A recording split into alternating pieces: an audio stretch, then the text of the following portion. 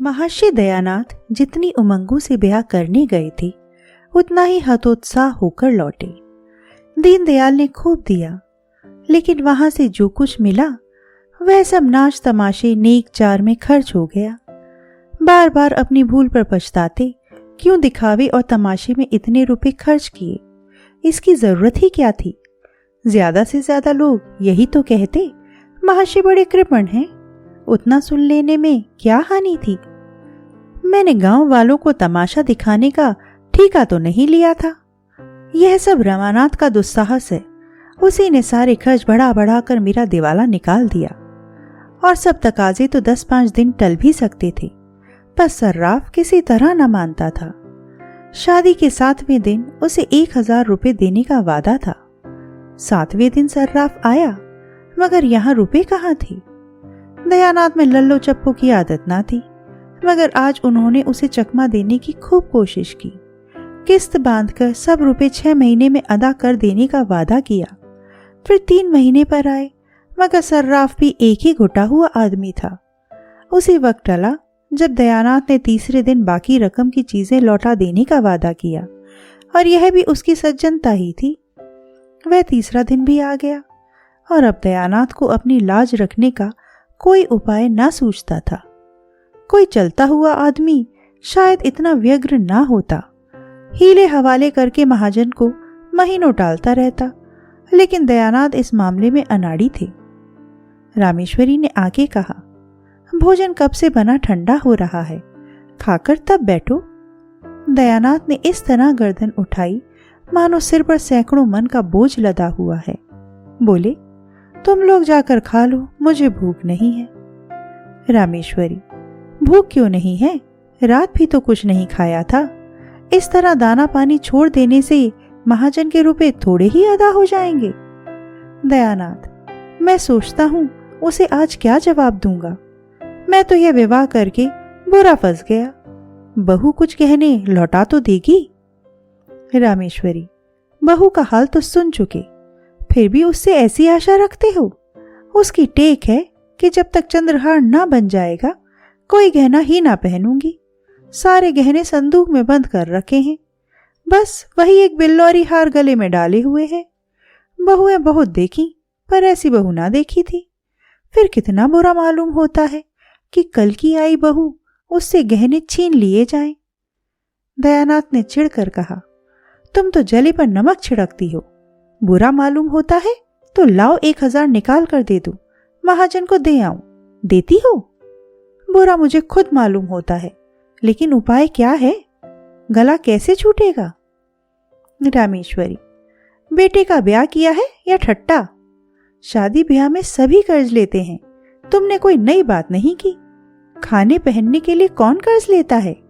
धर्मात्मा बनने का कुछ फल मिलना चाहिए या नहीं? तुम्हारे ही दर्जे पर सत्यदेव हैं, पक्का मकान खड़ा कर दिया, जमींदारी खरीद ली। बेटी के ब्याह में कुछ नहीं तो 5000 तो खर्च किए ही होंगे। दयानाथ, जब ही दोनों लड़के भी तो चल दिए। रामेश्वरी, मरना जीना तो संसार की गति है। लेते हैं वह भी मरते हैं, नहीं लेते वह भी मरते हैं। अगर तुम चाहो तो 6 महीने में सब रुपए चुका सकते हो।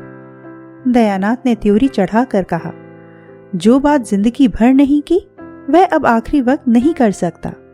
बहू से साफ साफ कह दो, उससे पर्दा रखने की जरूरत ही क्या है, और पर्दा रह ही कई दिन सकता है। आज नहीं तो कल सारा हाल मालूम हो ही जाएगा। बस 3-4 चीजें लौटा दे तो काम बन जाए। तुम उससे एक बार कहो तो। रामेश्वरी झुंझला कर बोली, उससे तुम ही कहो, मुझसे तो ना कहा जाएगा। सहसा रमानाथ टेनिस रैकेट लिए बाहर से आया। सफेद टेनिस शर्ट था, सफेद पतलून, कैनवास का जूता, गोरा रंग और सुंदर मुखाकृति। पर इस पहनावे ने रईसों की शान पैदा कर दी थी। रुमाल में बेले के गजरे लिए हुए था, उससे सुगंध उड़ रही थी। माता पिता की आंखें बचाकर वह जीने पर जाना चाहता था कि रामेश्वरी ने टोका, इन्हीं के तो सब कांटे बोए हुए हैं, इनसे क्यों नहीं सलाह लेते? रमानाथ से, तुमने नाच तमाशे में 1200-1300 रुपए उड़ा दिए। बतलाओ सर्राफ को क्या जवाब दिया जाए? बड़ी मुश्किलों से कुछ गहने लौटाने पर राजी हुआ, मगर बहू से गहने मांगे कौन? यह सब तुम्हारी ही करतूत है। रमानाथ ने इस आक्षेप को अपने ऊपर से हटाते हुए कहा, मैंने क्या खर्च किया? जो कुछ किया बाबूजी ने किया। हाँ, जो कुछ मुझसे कहा गया वह मैंने किया। रमानाथ के कथन में बहुत कुछ सत्य था। यदि दयानाथ की इच्छा ना होती तो रमानाथ क्या कर सकता था? जो कुछ हुआ उनकी अनुमति से हुआ। रमानाथ पर इल्जाम रखने से तो कोई समस्या हल ना हो सकती थी। बोले, मैं तुम्हें इल्जाम नहीं देता भाई, किया तो मैंने ही, मगर यह बला तो किसी तरह सिर से टालनी चाहिए। सर्राफ का तकाजा है, कल उसका आदमी आवेगा, उसे क्या जवाब दिया जाएगा? मेरी समझ में तो यही एक उपाय है कि उतने रुपए के गहने उसे लौटा दिए जाएं। गहने लौटा देने में भी वह झंझट करेगा, लेकिन 10-20 रुपए के लोभ में लौटाने पर राजी हो जाएगा। तुम्हारी क्या सलाह है? रमानाथ ने शर्माते हुए कहा, मैं इस विषय में क्या सलाह दे सकता हूं, मगर मैं इतना कह सकता हूं कि इस प्रस्ताव को वह खुशी से मंजूर ना करेगी। अम्मा तो जानती हैं कि चढ़ावे में चंद्रहार ना जाने से उसे कितना बुरा लगा था। प्रण कर लिया है, जब तक चंद्रहार ना बन जाएगा कोई गहना ना पहनूंगी। रामेश्वरी ने अपने पक्ष का समर्थन होते देख खुश होकर कहा, यही तो मैं इनसे कह रही हूं। रमानाथ, रोना धोना मच जाएगा और इसके साथ घर का पर्दा भी खुल जाएगा।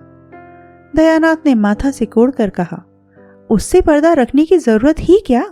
अपनी यथार्थ स्थिति को वह जितनी ही जल्दी समझ ले उतना ही अच्छा। रमानाथ ने जवानों के स्वभाव के अनुसार जालपा से खूब जीठ उड़ाई थी, खूब बढ़ बढ़कर बातें की थी। जमींदारी है, उससे कई हजार का नफा है, बैंक में रुपए हैं, उनका सूद आता है। जालपा से अब अगर गहने की बात कही गई तो रमानाथ को वह पूरा लबाड़िया समझेगी। बोला, पर्दा तो एक दिन खुल ही जाएगा, पर इतनी जल्दी खोल देने का नतीजा यही होगा कि वह हमें नीच समझने लगेगी। शायद अपने घर वालों को भी लिख भेजे, चारों तरफ बदनामी होगी। दयानाथ, हमने तो दीनदयाल से यह कभी ना कहा था कि हम लखपति हैं। रमानाथ, तो आपने यही कब कहा था कि हम उधार गहने लाए हैं और 2-4 दिन में लौटा देंगे? आखिर यह सारा स्वांग अपनी धाक बैठाने के लिए ही किया था या कुछ और? दयानाथ, तो फिर किसी दूसरे बहाने से मांगना पड़ेगा, बिना मांगे काम नहीं चल सकता। कल या तो रुपए देने पड़ेंगे या गहने लौटाने पड़ेंगे, और कोई राह नहीं। रमानाथ ने कोई जवाब ना दिया। रामेश्वरी बोली, और कौन सा बहाना किया जाएगा? अगर कहा जाए किसी को मंगनी देना है तो शायद वह देगी नहीं, देगी भी तो 2-4 दिन में लौटाएंगे कैसे? दयानाथ को एक उपाय सूझा। बोले, अगर उन गहनों के बदले मुलम्मे के गहने दे दिए जाएं? मगर तुरंत ही उन्हें ज्ञात हो गया कि यह लचर बात है। खुद ही उसका विरोध करते हुए बोले, हाँ, बात को जब मुलम्मा उड़ जाएगा तो फिर लज्जित होना पड़ेगा। अक्ल कुछ काम नहीं करती। मुझे तो यही सूझता है यह सारी स्थिति उसे समझा दी जाए। जरा देर के लिए उसे दुख तो जरूर होगा, लेकिन आगे के वास्ते रास्ता साफ हो जाएगा। संभव था, जैसा दयानाथ का विचार था, कि जालपा रोध होकर शांत हो जाएगी, पर रमानाथ की इसमें किरकिरी होती थी। फिर वह मुंह ना दिखा सकेगा। जब वह उससे कहेगी, तुम्हारी जमींदारी क्या हुई, बैंक के रुपए क्या हुए, तो उसे क्या जवाब देगा? विरक्त भाव से बोला, इसमें बेइज्जती के सिवा और कुछ ना होगा। आप क्या सर्राफ को 2-4-6 महीने नहीं टाल सकते? आप देना चाहें तो इतने दिनों में 1000-1200 रुपए बड़ी आसानी से दे सकते हैं। दयानाथ ने पूछा, कैसे? रमानाथ, उसी तरह जैसे आपके और भाई करते हैं। दयानाथ, वह मुझसे नहीं हो सकता। तीनों कुछ देर तक मौन बैठे रहे। दयानाथ ने अपना फैसला सुना दिया। रामेश्वरी और रमानाथ को यह फैसला मंजूर न था, इसलिए अब इस गुत्थी को सुलझाने का भार उन्हीं दोनों पर था। रामेश्वरी ने भी एक तरह से निश्चय कर लिया था। दयानाथ को झक मारकर अपना नियम तोड़ना पड़ेगा। यह कहाँ की नीति है कि हमारे ऊपर संकट पड़ा हुआ हो और हम अपने नियमों का राग अलापे जाएं। रमानाथ बुरी तरह फंसा था। वह खूब जानता था कि पिताजी ने जो काम कभी नहीं किया वह आज ना करेंगे। उन्हें जालपा से गहने मांगने में कोई संकोच ना होगा, और यही वह ना चाहता था। वह पछता रहा था कि मैंने क्यों जालपा से डींगे मारी। अब अपने मुंह की लाली रखने का सारा भार उसी पर था। जालपा की अनुपम छवि ने पहले ही दिन उस पर मोहिनी डाल दी थी। वह अपने सौभाग्य पर फूला ना समाता था। क्या यह घर ऐसी अनन्य सुंदरी के योग्य था? जालपा के पिता 5 रुपए के नौकर थे, पर जालपा ने कभी अपने घर में झाड़ू ना लगाई थी, कभी अपनी धोती ना छांटी थी, अपना बिछावन ना बिछाया था, यहाँ तक कि अपनी धोती की खोंच तक ना सी थी। दयानाथ 50 रुपया पाते थे, पर यहाँ केवल चौका बासन करने के लिए मेहरी थी। बाकी सारा काम अपने ही हाथों करना पड़ता था। जालपा शहर और देहात का फर्क क्या जाने। शहर में रहने का उसे कभी अवसर ही ना पड़ा था। वह कई बार पति और सास से साश्चर्य पूछ चुकी थी, क्या यहाँ कोई नौकर नहीं है? जालपा के घर दूध दही घी की कमी ना थी, यहाँ बच्चों को भी दूध मयस्सर ना था। इन सारे अभावों की पूर्ति के लिए रमानाथ के पास मीठी मीठी बड़ी बड़ी बातों के सिवा और क्या था? घर का किराया 5 रुपया था, रमानाथ ने 15 बतलाए थे। लड़कों की शिक्षा का खर्च मुश्किल से 10 रुपए था, रमानाथ ने 40 बतलाए थे। उस समय उसे इसकी जरा भी शंका ना थी कि एक दिन सारा भंडा फूट जाएगा। मिथ्या दूरदर्शी नहीं होता, लेकिन वह दिन इतनी जल्दी आएगा यह कौन जानता था। अगर उसने ये डींगे ना मारी होती तो रामेश्वरी की तरह वह भी सारा भार दयानाथ पर छोड़कर निश्चिंत हो जाता। लेकिन इस वक्त वह अपने ही बनाए हुए जाल में फंस गया था। कैसे निकले? उसने कितने ही उपाय सोचे, लेकिन कोई ऐसा ना था जो आगे चलकर उसे उलझनों में ना डाल देता, दलदल में ना फंसा देता। एकाएक उसे एक चाल सूझी। उसका दिल उछल पड़ा, पर इस बात को वह मुंह तक ना ला सका। ओह, कितनी नीचता है, कितना कपट, कितनी निर्दयता! अपनी प्रेयसी के साथ ऐसी धूर्तता! उसके मन ने उसे धिक्कारा। अगर इस वक्त उसे कोई 1000 रुपया दे देता तो वह उसका उम्र भर के लिए गुलाम हो जाता। दयानाथ ने पूछा, कोई बात सूझी? मुझे तो कुछ नहीं सूझता। कोई उपाय सोचना ही पड़ेगा। आप ही सूझिए, मुझे तो कुछ नहीं सूझता। क्यों नहीं उससे 2-3 गहने मांग लेते? तुम चाहो तो ले सकते हो, हमारे लिए मुश्किल है। मुझे शर्म आती है। तुम विचित्र आदमी हो, न खुद मांगोगे न मुझे मांगने दोगे, तो आखिर यह नाव कैसे चलेगी? मैं एक बार नहीं 1000 बार कह चुका हूं कि मुझसे कोई आशा मत रखो। मैं अपने आखिरी दिन जेल में नहीं काट सकता। इसमें शर्म की क्या बात है? मेरी समझ में नहीं आता। किसके जीवन में ऐसे कुअवसर नहीं आते? तुम अपनी माँ से पूछो। रामेश्वरी ने अनुमोदन किया। मुझसे तो नहीं देखा जाता था कि अपना आदमी चिंता में पड़ा रहे, मैं गहने पहने बैठी रहूं। नहीं तो आज मेरे पास भी गहने ना होते। एक एक करके सब निकल गए। विवाह में 5000 से कम का चढ़ाव नहीं गया था, मगर 5 ही साल में सब स्वाहा हो गया। तब से एक छल्ला बनवाना भी ना नसीब हुआ। दयानाथ जोर देते हुए बोले, शर्म करने का ये अवसर नहीं है, इन्हें मांगना पड़ेगा। रमानाथ ने झेंपते हुए कहा, मैं मांग तो नहीं सकता, कहिए उठा लाऊं। यह कहते कहते लज्जा शोभ और अपनी नीचता के ज्ञान से उसकी आंखें सजल हो गईं। दयानाथ ने भौचक्के होकर कहा, उठा लाओगे? उससे छिपाकर? रमानाथ ने तीव्र कंठ से कहा, और आप क्या समझ रहे हैं? दयानाथ ने माथे पर हाथ रख लिया और एक क्षण के बाद आहत कंठ से बोले, नहीं, मैं ऐसा ना करने दूंगा। मैंने जाल कभी नहीं किया और ना कभी करूंगा, वह भी अपनी बहू के साथ। छी छी, जो काम सीधे से चल सकता है उसके लिए यह फरेब। कहीं उसकी निगाह पड़ गई तो समझते हो वह तुम्हें दिल में क्या समझेगी? मांग लेना इससे कहीं अच्छा है। रमानाथ, आपको इससे क्या मतलब? मुझसे चीजें ले लीजिएगा, मगर जब आप जानते थे यह नौबत आएगी तो इतने जेवर ले जाने की क्या जरूरत थी? व्यर्थ ही विपत्ति मोल ली। इससे कई लाख गुना अच्छा था कि आसानी से जितना ले जा सकते उतना ही ले जाते। उस भोजन से क्या लाभ कि पेट में पीड़ा होने लगे। मैं तो समझ रहा था कि आपने कोई मार्ग निकाल लिया होगा। मुझे क्या मालूम था कि आप मेरे सिर यह मुसीबतों की टोकरी पटक देंगे, वरना मैं उन चीजों को कभी ना ले जाने देता। दयानाथ कुछ लज्जित होकर बोले, इतने पर भी केवल चंद्रहार ना होने से वहां हाय तौबा मच गई। रमानाथ, उस हाय तौबा से हमारी क्या हानि हो सकती थी? जब इतना करने पर भी हाय तौबा मच गई तो मतलब भी तो ना पूरा हुआ। उधर बदनामी हुई, इधर ये आफत सिर पर आ गई। मैं ये नहीं दिखाना चाहता कि हम इतने फटे हाल हैं। चोरी हो जाने पर तो सब्र करना ही पड़ेगा। दयानाथ चुप हो गए। उस आवेश में रमानाथ ने उन्हें खूब खरी खरी सुनाई और वह चुपचाप सुनते रहे। आखिर जब ना सुना गया तो उठकर पुस्तकालय चले गए। यह उनका नित्य का नियम था। जब तक 2-4 पत्र पत्रिकाएं ना पढ़ लें उन्हें खाना ना हजम होता था।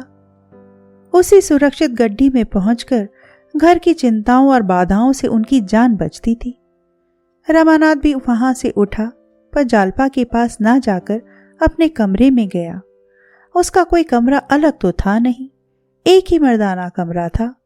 इसी में दयानाथ अपने दोस्तों से गपशप करते, दोनों लड़के पढ़ते और रमानाथ मित्रों के साथ शतरंज खेलता। रमानाथ कमरे में पहुंचा तो दोनों लड़के ताश खेल रहे थे। गोपी का 13वां साल था, विशंबर का 9वां। दोनों रमानाथ से थर थर कांपते थे। रमानाथ खुद खूब ताश और शतरंज खेलता, पर भाइयों को खेलते देखकर उसके हाथ में खुजली होने लगती थी। खुद चाहे दिन भर सैर सपाटे किया करे, मगर क्या मजाल कि भाई कहीं घूमने निकल जाए। दयानाथ खुद लड़कों को कभी ना मारते थे। अवसर मिलता तो उनके साथ खेलते थे। उन्हें कनकौवे उड़ाते देखकर उनकी बाल प्रकृति सजग हो जाती थी। 2-4 पेंच लड़ा लेते। बच्चों के साथ कभी कभी गुल्ली डंडा भी खेलते थे। इसलिए लड़के जितना रमानाथ से डरते उतना ही पिता से प्रेम करते थे। रमानाथ को देखते ही लड़कों ने ताश को टाट के नीचे छिपा दिया और पढ़ने लगे। सिर झुकाए चपत की प्रतीक्षा कर रहे थे, पर रमानाथ ने चपत नहीं लगाई। मोड़े पर बैठकर गोपीनाथ से बोला, तुमने भंग की दुकान देखी है ना नुक्कड़ पर? गोपीनाथ प्रसन्न होकर बोला, हाँ, देखी क्यों नहीं। जाकर 4 पैसे का माजून ले लो, दौड़े हुए आना। हाँ, हलवाई की दुकान से आध सेर मिठाई भी लेते आना। यह रुपया लो। कोई 15 मिनट में रमानाथ ये दोनों चीजें ले जालपा के कमरे की ओर चला। रात के 10 बज गए थे। जालपा खुली हुई छत पर लेटी हुई थी। जेठ की सुनहरी चांदनी में सामने फैले हुए नगर के कलश, गुंबद और वृक्ष स्वप्न चित्रों से लगते थे। जालपा की आंखें चंद्रमा की ओर लगी हुई थीं। उसे ऐसा मालूम हो रहा था मैं चंद्रमा की ओर उड़ी जा रही हूं। उसे अपनी नाक में खुश्की, आंखों में जलन और सिर में चक्कर मालूम हो रहा था। कोई बात ध्यान में आते ही भूल जाती और बहुत याद करने पर भी याद ना आती थी। एक बार घर की याद आ गई, रोने लगी। एक ही क्षण में सहेलियों की याद आ गई, हंसने लगी। सहसा रमानाथ हाथ में एक पोटली लिए मुस्कुराता हुआ आया और चारपाई पर बैठ गया। जालपा ने उठकर पूछा, पोटली में क्या है? रमानाथ, बूझ जाओ तो जानू। जालपा, हंसी का गोलगप्पा है। यह कहकर हंसने लगी। रमानाथ, गलत। जालपा, नींद की गठरी होगी। रमानाथ, गलत। जालपा, तो प्रेम की पिटारी होगी। रमानाथ, ठीक, आज मैं तुम्हें फूलों की देवी बनाऊंगा। जालपा खिल उठी। रमानाथ ने बड़े अनुराग से उसे फूलों के गहने पहनाने शुरू किए। फूलों के शीतल कोमल स्पर्श से जालपा के कोमल शरीर में गुदगुदी सी होने लगी। उन्हीं फूलों की भांति उसका एक एक रोम प्रफुल्लित हो गया। रमानाथ ने मुस्कुरा कर कहा, कुछ उपहार? जालपा ने कुछ उत्तर ना दिया। इस वेश में पति की ओर ताकते हुए भी उसे संकोच हुआ। उसकी बड़ी इच्छा हुई कि जरा आईने में अपनी छवि देखे। सामने कमरे में लैंप चल रहा था। वह उठकर कमरे में गई और आईने के सामने खड़ी हो गई। नशे की तरंग में उसे ऐसा मालूम हुआ कि मैं सचमुच फूलों की देवी हूं। उसने पानदान उठा लिया और बाहर आकर पान बनाने लगी। रमानाथ को इस समय अपने कपट व्यवहार पर बड़ी ग्लानि हो रही थी। जालपा ने कमरे से लौटकर प्रेमोल्लसित नेत्रों से उसकी ओर देखा तो उसने मुंह फेर लिया। उस सरल विश्वास से भरी हुई आंखों के सामने वह ताक ना सका। उसने सोचा, मैं कितना बड़ा कायर हूं। क्या मैं बाबूजी को साफ साफ जवाब ना दे सकता था? मैंने हामी ही क्यों भरी? क्या जालपा से घर की दशा साफ साफ कह देना मेरा कर्तव्य ना था? उसकी आंखें भर आईं। जाकर मुंडेर के पास खड़ा हो गया। प्रणय के उस निर्मल प्रकाश में उसका मनोविकार किसी भयंकर जंतु की भांति घूरता हुआ जान पड़ता था। उसे अपने ऊपर इतनी घृणा हुई कि एक बार जी में आया सारा कपट व्यापार खोल दूं, लेकिन संभल गया। कितना भयंकर परिणाम होगा। जालपा की नजरों से गिर जाने की कल्पना ही उसके लिए असह्य थी। जालपा ने प्रेम सरस नेत्रों से देखकर कहा, मेरे दादाजी तुम्हें देखकर गए और अम्मा जी से तुम्हारा बखान करने लगे, तो मैं सोचती थी तुम कैसे होगे। मेरे मन में तरह तरह के चित्र आते थे। रमानाथ ने एक लंबी सांस खींची, कुछ जवाब ना दिया। जालपा ने फिर कहा, मेरी सखियां तुम्हें देखकर मुग्ध हो गईं। शहजादी तो खिड़की के सामने से हटती ही ना थी। तुमसे बातें करने की उसकी बड़ी इच्छा थी। जब तुम अंदर गए थे तो उसी ने तुम्हें पान के बीड़े दिए थे, याद है? रमानाथ ने कोई जवाब ना दिया। जालपा, अजी वही जो रंग रूप में सबसे अच्छी थी, जिसके गाल पर एक तिल था। तुमने उसकी ओर बड़े प्रेम से देखा था। बेचारी लाज के मारे गड़ गई थी। मुझसे कहने लगी, जीजा तो बड़े रसिक जान पड़ते हैं। सखियों ने उसे खूब चिढ़ाया। बेचारी रुआंसी हो गई, याद है? रमानाथ ने मानो नदी में डूबते हुए कहा, मुझे तो याद नहीं आता। जालपा, अच्छा अब की चलोगे तो दिखा दूंगी। आज तुम बाजार की तरफ गए थे कि नहीं? रमानाथ ने सिर झुकाकर कहा, आज तो फुर्सत नहीं मिली। जालपा, जाओ, मैं तुमसे ना बोलूंगी। रोज हीले हवाले करते हो। अच्छा कल ला दोगे ना? रमानाथ का कलेजा महसूस उठा। यह चंद्रहार के लिए इतनी विकल हो रही है। इसे क्या मालूम कि दुर्भाग्य इसका सर्वस्व लूटने का सामान कर रहा है। जिस सरल बालिका पर उसे अपने प्राणों को न्यौछावर करना चाहिए था, उसी का सर्वस्व अपहरण करने पर वह तुला हुआ है। वह इतना व्यग्र हुआ कि जी में आया कोठे से कूदकर प्राणों का अंत कर दे। आधी रात बीत चुकी थी। चंद्रमा चोर की भांति एक वृक्ष की आड़ से झांक रहा था। जालपा पति के गले में हाथ डाले हुए निद्रा में मग्न थी। रमानाथ मन में विकट संकल्प करके धीरे से उठा, पर निद्रा की गोद में सोए हुए पुष्प प्रदीप ने उसे अस्थिर कर दिया। वह एक क्षण खड़ा मुग्ध नेत्रों से जालपा की निद्रा व्यसित मुख की ओर देखता रहा। कमरे में जाने का साहस ना हुआ, फिर लेट गया। जालपा ने चौंक कर पूछा, कहाँ जाते हो? क्या सवेरा हो गया? रमानाथ, अभी तो बड़ी रात है। जालपा, तो तुम बैठे क्यों हो? रमानाथ, कुछ नहीं, जरा पानी पीने उठा था। जालपा ने प्रेमातुर होकर रमानाथ के गले में बाहें डाल दी और उसे सुलाकर कहा, तुम इस तरह मुझ पर टोना करोगे तो मैं भाग जाऊंगी। ना जाने किस तरह ताकते हो, क्या करते हो, क्यों मंत्र पढ़ते हो कि मेरा मन चंचल हो जाता है। वासंती सच कहती थी, पुरुषों की आंख में टोना होता है। रमानाथ ने फूटे हुए स्वर में कहा, टोना नहीं कर रहा हूं, आंखों की प्यास बुझा रहा हूं। दोनों फिर सोए। एक उल्लास में डूबी हुई, दूसरा चिंता में मग्न। 3 घंटे और गुजर गए। द्वादशी के चांद ने अपना विश्व दीपक बुझा दिया। प्रभात की शीतल समीर प्रकृति को मद के प्याले पिलाती फिरती थी।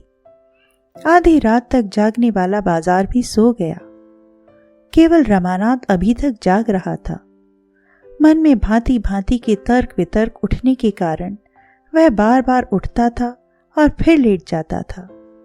आखिर जब 4 बजने की आवाज कान में आई तो घबरा कर उठ बैठा और कमरे में जा पहुंचा। गहनों की संदूकची अलमारी में रखी हुई थी। रमानाथ ने उसे उठा लिया और थर थर कांपता हुआ नीचे उतर गया। इस घबराहट में उसे इतना अवकाश ना मिला कि वह कुछ गहने छांट कर निकाल लेता। दयानाथ नीचे बरामदे में सो रहे थे। रमानाथ ने उन्हें धीरे से जगाया। उन्होंने हक बकाकर पूछा, कौन? रमानाथ ने ओंठ पर उंगली रखकर कहा, मैं हूं, यह संदूकची लाया हूं, रख लीजिए। दयानाथ सावधान होकर बैठ गए। अभी तक केवल उनकी आंखें जागी थीं, अब चेतना भी जागृत हो गई। रमानाथ ने जिस वक्त उनसे गहने उठा लाने की बात कही थी, उन्होंने समझा था कि यह आवेश में ऐसा कह रहा है।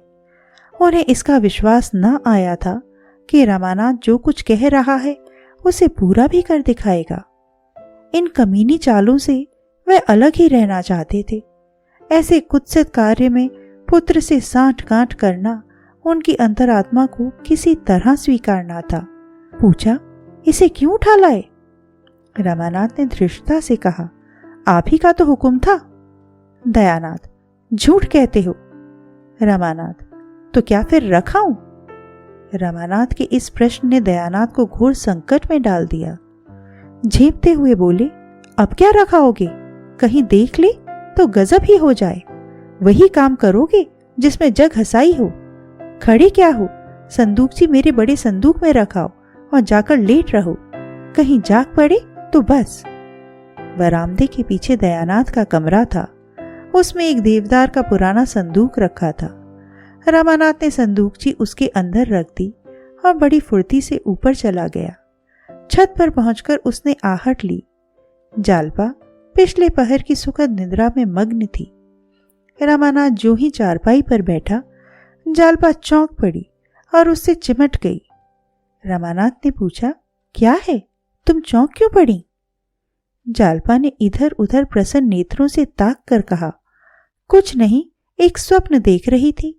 तुम बैठे क्यों हो? कितनी रात है अभी? रमानाथ ने लेटते हुए कहा, सवेरा हो रहा है, क्या स्वप्न देखती थी? जालपा, जैसे कोई चोर मेरे गहनों की संदूकची उठाए लिए जाता हो। रमानाथ का हृदय इतनी जोर से धक धक करने लगा मानो उस पर हथौड़े पड़ रहे हैं।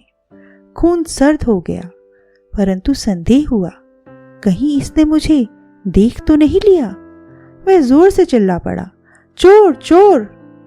नीचे बरामदे में दयानाथ भी चिल्ला उठे, चोर चोर। जालपा घबरा कर उठी, दौड़ी हुई कमरे में गई, झटके से अलमारी खोली। संदूकची वहां ना थी। मूर्छित होकर गिर पड़ी। सवेरा होते ही दयानाथ गहने लेकर सर्राफ के पास पहुंचे और हिसाब होने लगा। सर्राफ के 1500 आते थे, मगर वह केवल 1500 के गहने लेकर संतुष्ट ना हुआ। बिके हुए गहनों को वह बट्टे पर ही ले सकता था। बिकी हुई चीज कौन वापस लेता है? जाकट पे दिए होते तो दूसरी बात थी। इन चीजों का तो सौदा हो चुका था। उसने कुछ ऐसे व्यापारिक सिद्धांत की बातें की, दयानाथ को कुछ ऐसे शिकंजे में कसा कि बेचारे को हाँ हाँ करने के सिवा और कुछ ना सूझा। दफ्तर का बाबू चतुर दुकानदार से क्या पेश पाता। 1500 में 2500 के गहने द्वीप चले गए, ऊपर से 50 और बाकी रह गए। इस बात पर पिता पुत्र में कई दिन खूब वाद विवाद हुआ। दोनों एक दूसरे को दोषी ठहराते रहे। कई दिन आपस में बोलचाल बंद रही, मगर इस चोरी का हाल गुप्त रखा गया। पुलिस को खबर हो जाती तो भंडा फूट जाने का भय था। जालपा से यही कहा गया कि माल तो मिलेगा नहीं, व्यर्थ का झंझट भले ही होगा।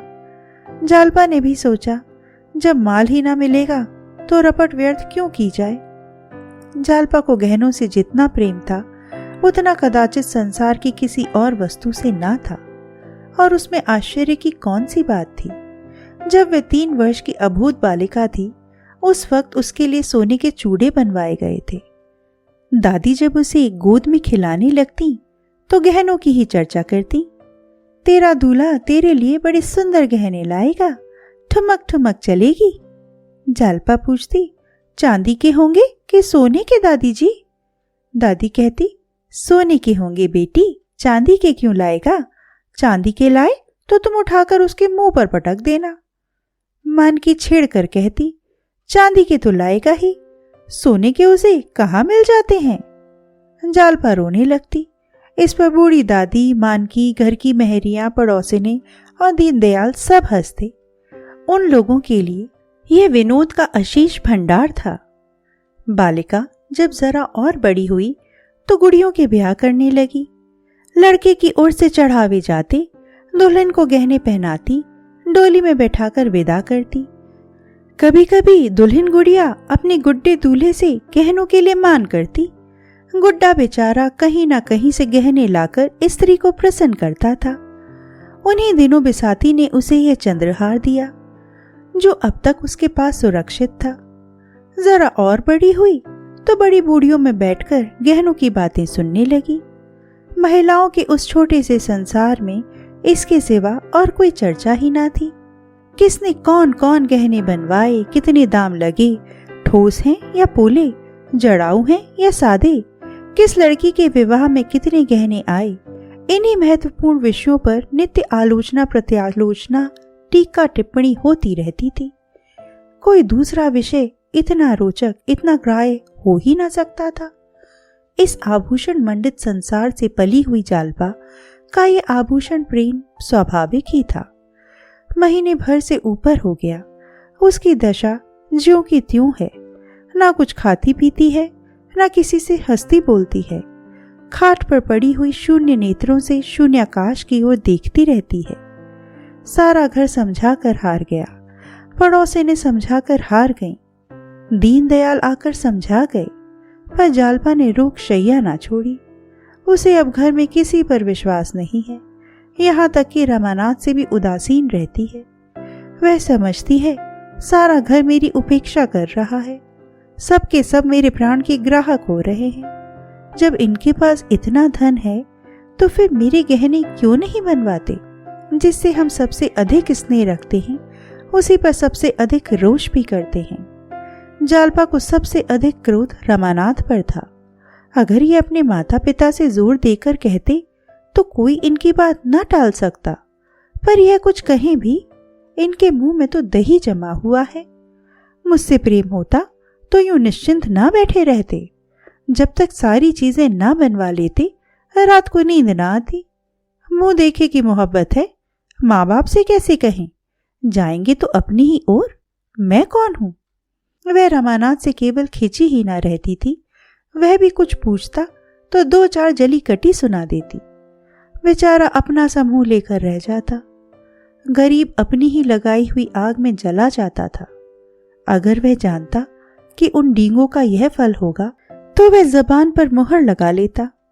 चिंता और ग्लानि उसके हृदय को कुचले डालती थी। कहाँ सुबह से शाम तक हंसी कह कहे सैर सपाटे में कटते थे, कहाँ अब नौकरी की तलाश में ठोकरें खाता फिरता था। सारी मस्ती गायब हो गई। बार बार अपने पिता पर क्रोध आता। यह चाहते तो 2-4 महीने में सब रुपए अदा हो जाते, मगर इन्हें क्या फिक्र, मैं चाहे मर जाऊं पर यह अपनी टेक ना छोड़ेंगे। उसके प्रेम से भरे हुए निष्कपट हृदय में आग सी सुलगती रहती थी। जालपा का मुरझाया हुआ सा मुख देखकर उसके मुंह से ठंडी सांस निकल जाती थी। वह सुखद प्रेम स्वप्न इतनी जल्द भंग हो गया। क्या वे दिन फिर कभी आएंगे? 3000 के गहने कैसे बनेंगे? अगर नौकर भी हुआ तो ऐसा कौन सा बड़ा ओहदा मिल जाएगा? 3000 तो शायद 3 जन्म में भी न जमा हो। वह कोई ऐसा उपाय सोच निकालना चाहता था जिससे वह जल्द से जल्द अतुल संपत्ति का स्वामी हो जाए। कहीं उसके नाम कोई लॉटरी निकल आती, फिर तो वह जालपा को आभूषणों से मढ़ देता। सबसे पहले चंद्रहार बनवाता, उनमें हीरे जड़े होते। अगर इस वक्त उसे जाली नोट बनाना आ जाता तो वह अवश्य बनाकर चला देता। एक दिन वह शाम तक नौकरी की तलाश में मारा मारा फिरता रहा। शतरंज की बदौलत उसका कितने ही अच्छे अच्छे आदमियों से परिचय था, लेकिन वह संकोच और डर के कारण किसी से अपनी स्थिति प्रकट ना कर सकता था। यह भी जानता था कि यह मान सम्मान उसी वक्त तक है जब तक किसी के सामने मदद के लिए हाथ नहीं फैलाता। यह आन टूटी फिर कोई बात भी ना पूछेगा। कोई ऐसा भला मानस ना दिखता था जो सब कुछ बिना कहे ही जान जाए और उसे कोई अच्छी सी जगह दिला दे। आज उसका चित्त बहुत खिन्न था। मित्रों पर ऐसा क्रोध आ रहा था कि एक एक को फटकारे और आए तो द्वार से दुत्कार दे। अब किसी ने शतरंज खेलने को बुलाया तो ऐसी फटकार सुनाऊंगा कि बच्चा याद करें।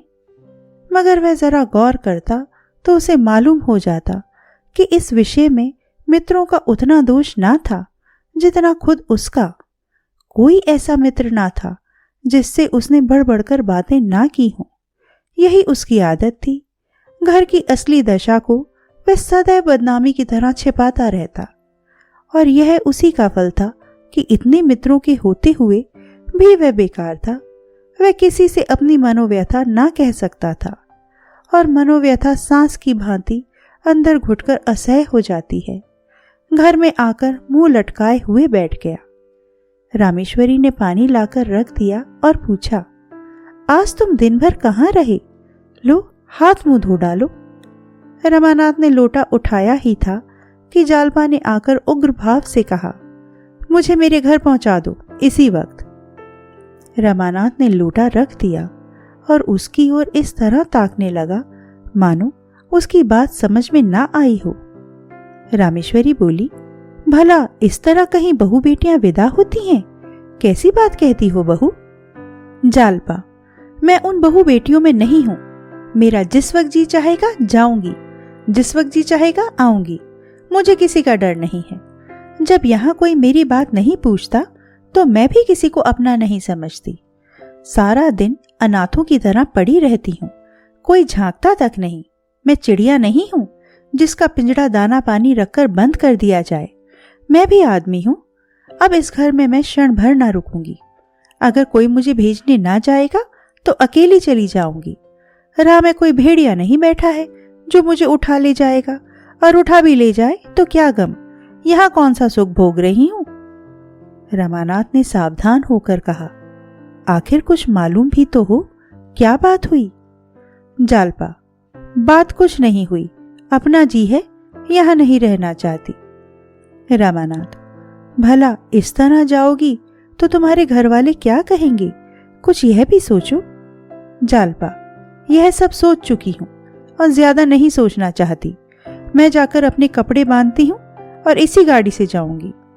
यह कहकर जालपा ऊपर चली गई। रमानाथ भी पीछे पीछे यह सोचता हुआ चला, इसे कैसे शांत करूं। जालपा अपने कमरे में जाकर बिस्तर लपेटने लगी कि रमानाथ ने उसका हाथ पकड़ लिया और बोला, तुम्हें मेरी कसम, जो इस वक्त जाने का नाम लो।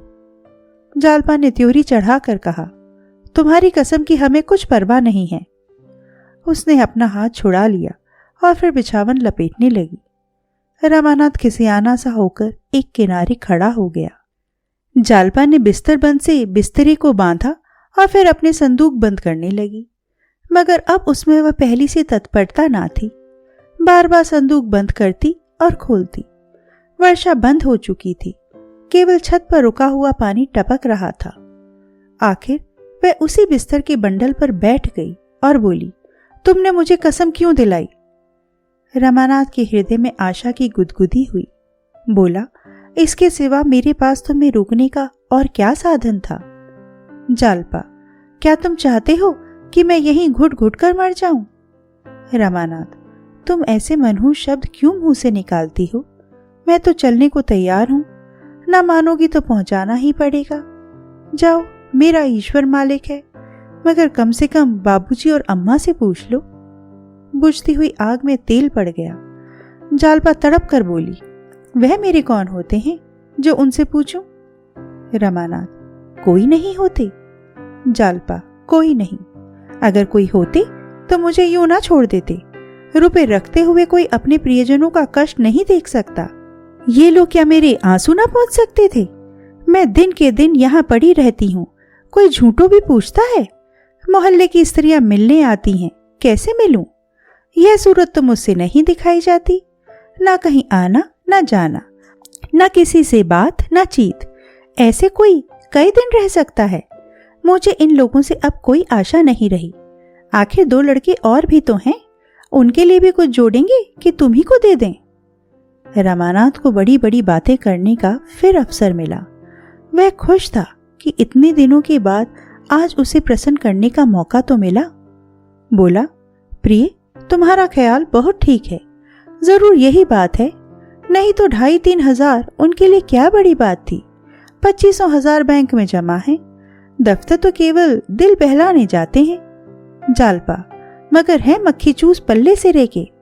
रमानाथ, मक्खी चूस ना होते तो इतनी संपत्ति कहां से आती?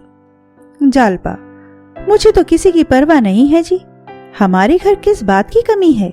दाल रोटी वहां भी मिल जाएगी। 2-4 सखी सहेलियां हैं, खेत खलियान हैं, बाग बगीचे हैं, जी बहलता रहेगा। रमानाथ, और मेरी क्या दशा होगी जानती हो? घुल घुल कर मर जाऊंगा। जब से चोरी हुई है मेरे दिल पर जैसी गुजरती है वह दिल ही जानता है। अम्मा और बाबूजी से एक बार नहीं लाखों बार कहा, जोर देकर कहा कि 2-4 चीजें तो बनवा ही दीजिए, पर किसी के कान पर जूं तक ना रेंगी। ना जाने क्यों मुझसे आंखें फेर ली। जालपा, जब तुम्हारी नौकरी कहीं लग जाए तो मुझे बुला लेना। रमानाथ, तलाश कर रहा हूं, बहुत जल्द मिलने वाली है। हजारों बड़े बड़े आदमियों से मुलाकात है, नौकरी मिलती क्या देर लगती है।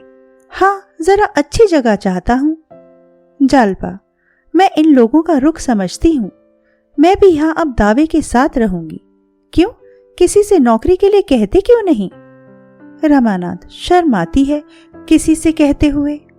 जालपा, इसमें शर्म की कौन सी बात है? कहती शर्म आती है तो खत लिख दो। रमानाथ उछल पड़ा। कितना सरल उपाय था, और अभी तक यह सीधी सी बात उसे ना सूझी थी। बोला, हाँ, यह तुमने बहुत अच्छी तरकीब बतलाई, कल जरूर लिखूंगा। जालपा, मुझे पहुंचाकर आना तो लिखना, कल ही थोड़े लौट आओगे। रमानाथ, तो क्या तुम सचमुच जाओगी? तब मुझे नौकरी मिल चुकी और मैं खत लिख चुका। इस वियोग के दुख में बैठकर रोऊंगा कि नौकरी ढूंढूंगा? नहीं, इस वक्त जाने का विचार छोड़ू। नहीं, सच कहता हूं, मैं कहीं भाग जाऊंगा। मकान का हाल देख चुका। तुम्हारे सिवा और कौन बैठा हुआ है जिसके लिए यहाँ पड़ा सड़ा करूं? हटो तो जरा मैं बिस्तर खोल दूं। जालपा ने बिस्तर पर से जरा खिसक कर कहा, मैं बहुत जल्द चली आऊंगी। तुम गए और मैं आई। रमानाथ ने बिस्तर खोलते हुए कहा, जी नहीं, माफ कीजिए, इस धोखे में नहीं आता। तुम्हें क्या, तुम तो सहेलियों के साथ विहार करोगी, मेरी खबर तक ना लोगी और यहाँ मेरी जान पर बनावेगी। इस घर में फिर कैसे कदम रखा जाएगा? जालपा ने एहसान जताते हुए कहा, आपने मेरा बंधा बंधाया बिस्तर खोल दिया, नहीं तो आज कितने आनंद से घर पहुंच जाती। शहजादी सच कहती थी, मर्द बड़े टोने होते हैं। मैंने आज पक्का इरादा कर लिया था कि चाहे ब्रह्मा भी उतर आवे पर मैं न मानूंगी, पर तुमने 2 ही मिनट में मेरे सारे मंसूबे चौपट कर दिए। कल खत लिखना जरूर, बिना कुछ पैदा किए अब निर्वाह नहीं है। रमानाथ, कल नहीं, मैं इसी वक्त जाकर 2-3 चिट्ठियां लिखता हूँ। जालपा, पान तो खाते जाओ। रमानाथ ने पान खाया और मर्दाने कमरे में आकर खत लिखने बैठे, मगर फिर कुछ सोचकर उठ खड़े हुए और एक तरफ को चल दिए। स्त्री का सप्रेम आग्रह पुरुष से क्या नहीं करा सकता।